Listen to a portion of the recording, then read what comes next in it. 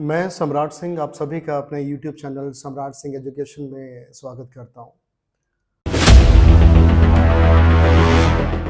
आज का जो मेरा फ़ोकस रहेगा वो एक ऐसे टॉपिक पे रहेगा जिसने पूरी दुनिया को हिलाया हुआ है और वो टॉपिक है ट्रम्प एंड उनके टैरिफ्स। यूएस ने लगातार नए-नए टैरिफ को अभी इम्पोज़ किया है भारत पर। मैं कहूँ सिर्फ़ भारत पर नहीं, वो तो हर कंट्री पर टैरिफ लगा रहे हैं लगातार। लेकिन यहाँ पे मैं बात सिर्फ भारत की करूँगा क्योंकि हम इंडियन हैं, तो इंडियन इकोनॉमी को वो कैसे इम्पैक्ट करेंगे टैरिफ वगैरह, उस पे चर्चा करूँगा आज मैं। अभी रिसेंटली न्यूज़ में आपने देखा होगा कि यूएसए लगातार भारत पे नए-नए टैरिफ लगा रहा है। जैसे अभी रिसेंटली उसने टैरिफ लगाया स्टील पर, उसने टैरिफ लगाया एल्यूमीनियम पर, उसने टैरिफ लगाया ऑटोमोबाइल्स पर, राइट? तो इन टैरिफ्स का इंडियन इकोनॉमी पर क्या असर होगा? सवाल ये उठता है।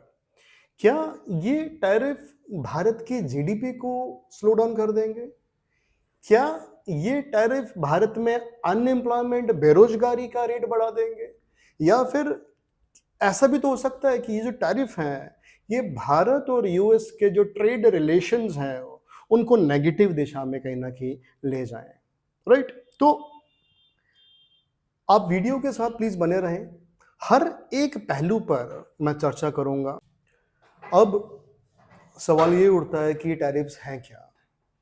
ये भला क्या है? ये टैरिफ्स होते क्या हैं? देखो, इसको मैं ध्यान से समझाता हूँ आपको।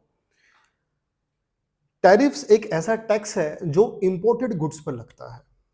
आप समझिए जैसे भारत ने कुछ गुड्स को एक्सपोर्ट किया अमेरिका पर, ठीक है? कुछ अमेरिका को एक्सपोर्ट किया और अमेरिका के लिए वो जो भारत का एक्सपोर्ट है, वो अमेरिका के लिए एक इम्पोर्ट बन गया, ठीक है? तो वो जो इंपोर्टेड गुड्स हैं, जो अमेरिका के अंदर बाहरले देशों से आ रहे हैं, उन पर जो टैक्स लगा रहा है America, that is called tariff. ठीक है? अब सर इसे होगा क्या इन टैरिफ्स से या इन टैक्स से जो इंपोर्टेड गुड्स में लगा रहा है, इससे क्या फायदा होगा यूएसए को? अरे फायदा क्या होगा मैं आपको बताता हूँ। यूएस में जो प्रोडक्ट बाहर से आ रहे हैं, अगर उन पर टैक्स लग जाता है, तो डेफिनेटली सी बात है ना? कॉमन सेंस लगाएं हम कि उसका जो प्राइस है मार्केट में, वो बढ़ जाएगा। अब जब प्राइस मार्केट में बढ़ जाएगा, तो डेफिनेटली उसका डिमांड पे असर आएगा, है ना? क्योंकि उसी मार्केट में, उसी यूएसए की मार्केट में बाकी डोमेस्टिक प्रोडक्ट भी तो घूम रहे हैं, राइट? अब डोमेस्टिक प्रोडक्ट में तुमने टैक्स नहीं लगाया, लेकिन इंपोर्टेड जो बाहर से जैसे इंडिया से कोई आ रहा है, तो वहां पे तुमने टैक्स लगाया, तो इसका मतलब क्या हुआ? जो इंडिया वाला प्रोडक्ट है वो महंगा हो जाएगा और जो अमेरिका का डोमेस्टिक प्रोडक्ट है वो सस्ता हो जाएगा। तो फिर लोगों कौन से डिमांड करेंगे? लोग कौन से डिमांड करेंगे? राइट? डेफिनेटली वो सस्ता लेंगे। तो भारतीय प्रोडक्ट की वहां पर क्या है कि डिमांड बिल्कुल कम हो जाएगी। अब जब डिमांड कम हो जाएगी तो फिर एक्सपोर्टर्स क्यों वहां पे माल भेजेंगे? अब एक्सपोर्टर्स वहां पे माल नहीं भेजेंगे तो फिर क्यों बनाएंगे? यहाँ पे फैक्ट्रीज में क्यों बनेगा माल भाई? अब माल नहीं बनेगा तो फिर डेफिनेटली फैक्ट्रीज क्लोज करनी पड़ेगी, राइट? तो ये लहबत तरीके से मैं आपको कनेक्टेड वे से वहां तक ले गया हूं। लेकिन अब क्वेश्चन ये उठता है कि ट्रम्प साहब को इस बार क्या हुआ? फर्स्ट टर्म में तो ऐसा कुछ किया नहीं इन्होंने। इस सेकंड टर्म में ट्रम्प साहब को क्या हुआ कि ये टैरिफ टैरिफ का खेल क्यों खेल रहे हैं? देखिए, 20 जनवरी 2025 को ये ट्रम्प साहब हमारे शपथ लेते हैं, ठीक है, राष्ट्रपति की यूएसए की। और उसके बाद से ये टैरिफ का खेल शुरू हुआ। लेकिन ट्रम्प ने आने से पहले ही अपना एजेंडा लोगों को बता दिया था। ट्रम्प जी ने पहले ही बता दिया था कि मैं एक अमेरिका फर्स्ट ट्रेड पॉलिसी को बिलीव करूंगा।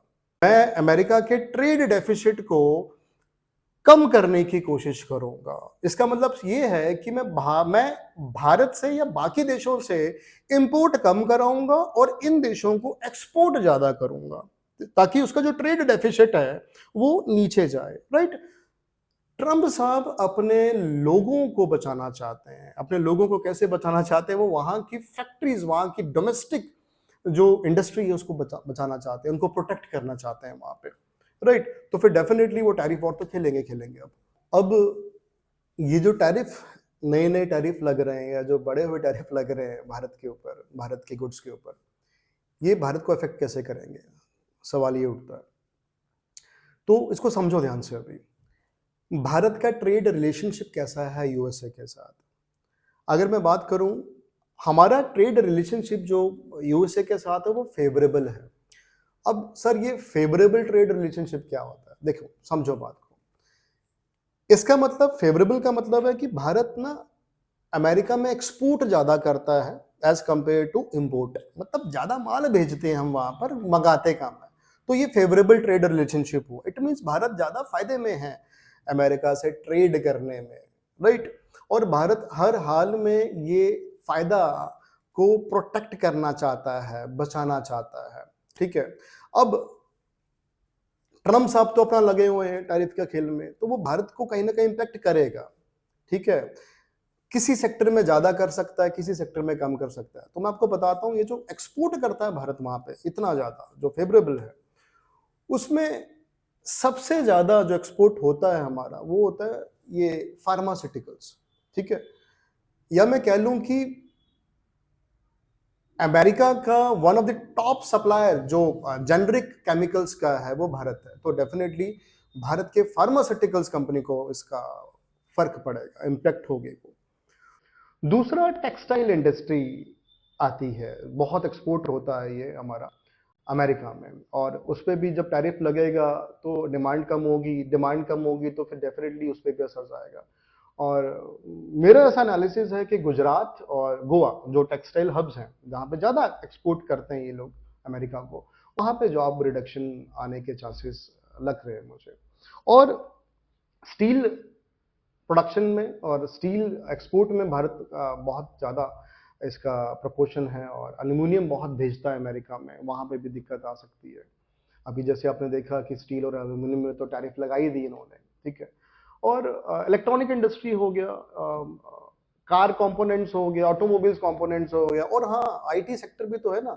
आईटी सेक्टर पे बड़ा इम्पैक्ट आएगा, क्योंकि अगर उन्होंने आउटसोर्सिंग बंद कर दी तो मेरे अकॉर्डिंगली आईटी सेक्टर में बहुत ज़्यादा जॉब जा सकती हैं भारत की, ठीक है। आपको पता है ये टीसीएस है, आपकी आपकी इन्फोसिस कंपनी है, जो वहाँ पे बहुत ज़्यादा एम्प्लॉयमेंट जनरेशन में उसको मदद मिलती है वहाँ भी, और भारत भी की भी जॉब अपॉर्चुनिटीज़ कंपनीज लिए हुए हैं आपस में। तो और सर क्या टैरिफ का असर होगा? देखो ये जो अनसर्टेनिटी है टैरिफ्स की कि बढ़ेगा, कम होगा, क्या होगा, ये कहीं ना कहीं स्टॉक मार्केट को आपके स्टॉक मार्केट को फ्लक्चुएट किए हुए हैं बहुत ज़्यादा। आप 6 महीने से देख रहे हो भारत का स्टॉक मार्केट का तांडव, और जब से ये डोनाल्ड ट्रम्प जी आए हैं ये तांडव थोड़ा इंक्रीज हुआ है। मैं आपको एक डाटा की बात बता रहा हूँ, डाटा के अकॉर्डिंग बता रहा हूँ कि फेब के महीने में, फेब 2000 ये जो 25 के महीने में अकेले 28 दिनों में भारत के स्टॉक मार्केट से 180 बिलियन डॉलर वाइप आउट हो गया। तो ये है कमाल टैरिफ का। और एक चीज और भी तो होती है कि अगर किसी देश के एक्सपोर्ट्स कम होते हैं तो वहां की जो डोमेस्टिक करेंसी है, मतलब भारत के केस में तो रुपी है ना, तो अगर भारत का एक्सपोर्ट कम होता है जो टैरिफ से होगा, उससे इसका जो रुपी की वैल्यू है एज कम्पेयर टू डॉलर वो नीचे जाएगी, और आप देख रहे हैं लगातार इसे नीचे जाते हुए। अब अगला सवाल ये कि भारत इन टैरिफ का, अमेरिका के जो द्वारा लगे हुए टैरिफ, इंक्रीज टैरिफ है, उसका क्या रिस्पॉन्ड करेगा? अलग अलग ओपिनियन हो सकते हैं आपके, कुछ रिस्पॉन्ड तो कर चुका है और कुछ करने बाकी हैं अभी। तो मुझे लगता है कि काफ़ी कुछ रिस्पॉन्स के वेज हैं। जैसे अभी तो एक कर ही दिया रिस्पॉन्ड कि टैरिफ को हमने भी कम कर दी है, क्योंकि देखो देखो ना, मैंने आपको पहले बताया ना, अभी बहुत सारे जगह पे जो भारत का एक्सपोर्ट्स है वो ज़्यादा है, ठीक है। अमेरिका का जो एक्सपोर्ट है हमारे यहाँ पे कम है, तो हम फेवरेबल पोजीशन में है, ठीक है। उसको कहीं ना कहीं बचाना है, उसको बचाने के चक्कर में वो जो अमेरिका प्रेशर डाल रहा है टैरिफ्स का, उसको कहीं ना कहीं मानना पड़ेगा, और भारत ने माना भी है। बहुत सारी जो इंपोर्टेड गुड्स हैं वहाँ पे, ठीक है, जो हम इंपोर्ट करते हैं अमेरिका के, उस पर टैरिफ ऑलरेडी कम कर चुका है भारत। तो क्या भारत लगातार टैरिफ वॉर को कम करने के लिए टैरिफ को कम करता रहेगा अमेरिकन प्रोडक्ट्स के ऊपर? ये अभी फ्यूचर ही बताएगा। और मुझे लगता है कि कहीं ना कहीं नेगोशिएशन चलेगी। अभी भी आपने देखा कि 25 मार्च से लेकर ये 29 मार्च तक बहुत डेलीगेट्स आए हुए थे यूएसए के। भारत के पीयूष गोयल भी बाहर गए, हमारे नरेंद्र मोदी प्रधानमंत्री भी बाहर गए। तो ये सब चीज़ें नेगोशिएशंस में चल रही हैं।